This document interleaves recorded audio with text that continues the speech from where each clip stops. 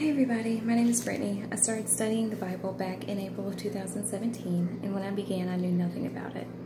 When I started, it was very overwhelming. It was a lot to learn, and it was sometimes even stressful.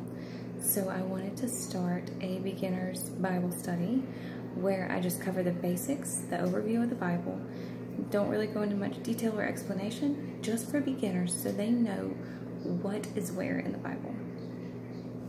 This week we're going to start with Paul's epistles. Now, epistles are the letters that Paul has written to the places that he's visited, either encouraging them on their good works or maybe being a little angry at them for not keeping with the good works. So the order that they're in the Bible is from sizes, from the largest, which is Romans, to the smallest. But I'm going to go through them in chronological order because when I was started studying, that was what made sense to me. So the first were 1st and 2nd Thessalonians, which were written around 52 to 54 AD, and they were written to the church in Thessalonia. And let's see, you can find his travels to Thessalonia in Acts chapter 17, verse 1 through 9. He wrote to them not too long after he went through there, and he was praising them on the good works and everything, and encouraging them to keep pushing forward and doing more and more and more. And he also was warning them of busybodies who don't earn their keep and don't live according to Paul's teachings. And then in my notes here I have a wonderful passage that is in here about death, and it's very encouraging. Death is probably one of the hardest things we have to go through, and as Christians it's hard to keep our faith during times of death. And so I wanted to read this to you guys. It's 1 Thessalonians chapter 4 verse 13. It's called Believers Who Died. Brothers and sisters, we do not want you to be uninformed about those who sleep in death, so that you do not grieve like the rest of mankind, who have no hope. For we believe that Jesus died and rose again, and so we believe that God will bring with Jesus those who have fallen asleep in him. According to the Lord's word, we will tell you that we who are still alive, who are left until the coming of the Lord, will certainly not precede those who have fallen asleep. For the Lord himself will come down from heaven with a loud command, with the voice of an archangel, and with the trumpet call of God, and the dead in Christ will rise first. After that, we who are still alive and are left will be caught up together with them in the clouds to meet the Lord in the air. And so we will be with the Lord forever. Therefore, encourage one another with these words. It's very comforting in a time of death and tragedy and mourning to know that we will meet up with them again, right? The next book is Galatians, which is written shortly after 2nd Thessalonians. And Paul's travels there are mentioned in Acts chapter 16, verse 6, and Acts chapter 18, verse 23. This one was more of an angry letter. People were not doing as they should. They started following teachers that were not teaching the correct way. And those teachers said that works of law could save them. But as Paul taught and the Bible instructs, the only way to be saved is obedience and faith. And faith alone saves. It's not your acts, it's not your works, it's your faith. And he teaches them that God does not show favoritism between different groups of people, gender, religion, race, all that. He loves everyone. And he says to make sure to be loving, joyful, gentle, and do good to all.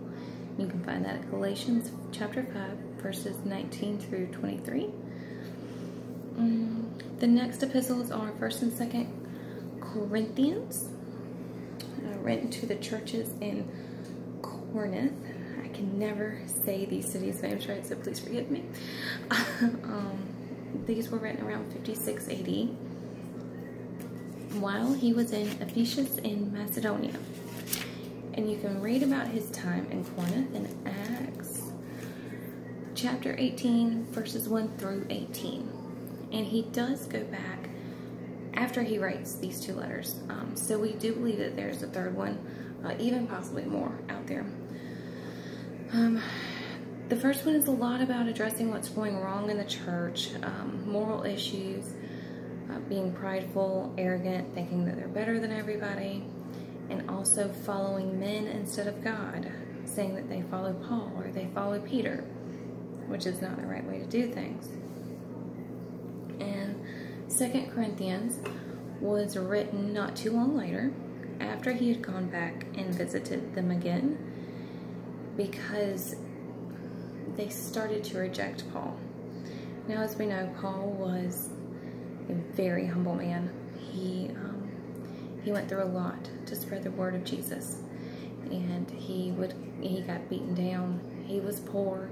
He didn't have a lot of stuff. He went around with the clothes on his back, basically, and he didn't have a home. He would stay with people when he would visit their town, and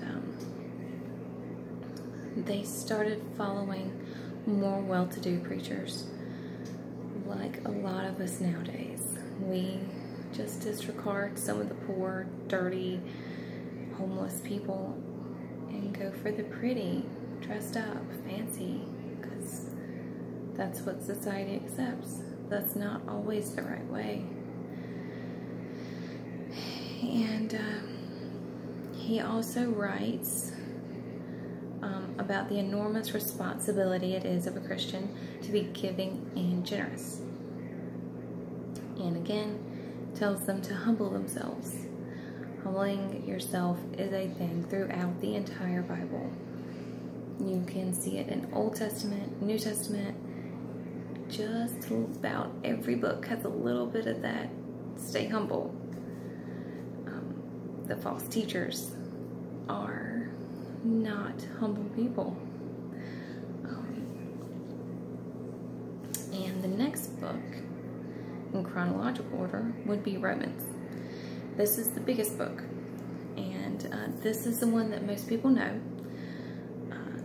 He wrote it around 56 AD while he was still in Corinth, and he hadn't been able to visit Rome yet. So all these other books are places that he's visited previously, right? This one, he hasn't been there yet. Alright, so in Rome, sorry, I'm reading from my notes. It's been a while. I've been studying other stuff. Emperor Claudius had expelled the Jews for 5 years. Alright, and then they brought him back. Well, when they brought him back, the church in Rome had changed. So the Jews and the Gentiles were at odds with each other. And they were very divided in their views. And that's what made Paul write this letter. And it is seen as the fullest explanation of the gospel. He tries to get them to respect each other, to work together, to respect each other's differences, to forgive each other, to forgive themselves, and again, humble themselves, not think that they know better than the other side, and love everyone, because no matter how someone lives, if they have faith in Jesus, they are all the same family. And I believe that is it for this week. Next week, we will finish off Paul's epistles, and then we will get to the other epistles written by other people. Y'all have a good week. God bless.